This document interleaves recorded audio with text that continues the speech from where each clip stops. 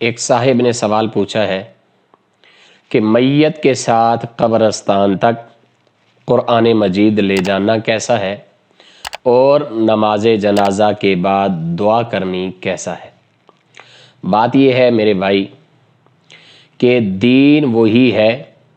اور ثواب بھی اسی عمل پر ہے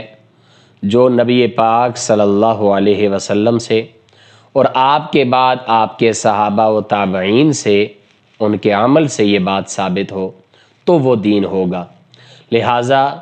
میت کے ساتھ قبرستان تک قرآن مجید لے جانا اس کی کوئی اصل نہیں ہے اور یہ دین میں ثابت نہیں ہے۔ اسی طرح نماز جنازہ یہ از خود ایک دعا ہے اور اس میں بھی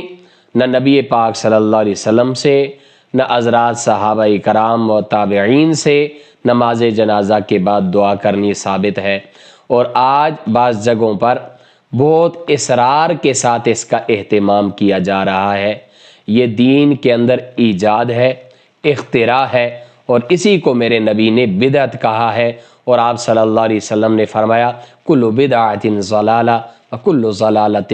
فی النار۔ آپ صلی اللہ علیہ وسلم نے فرمایا ہر بدعت، دین کے اندر ہر نیا کام جو ثواب سمجھ کر کے کیا جائے، حضور نے فرمایا یہ ضلالت اور گمراہی ہے، اور ہر گمراہی جہنم کی طرف لے کر کے جانے والی ہے۔ لہٰذا اللہ تعالیٰ سے دعا ہے اللہ ہمیں دین کو سیکھ کر کے اللہ تعالیٰ اس پر عمل کرنے کی توفیق عطا فرمائے۔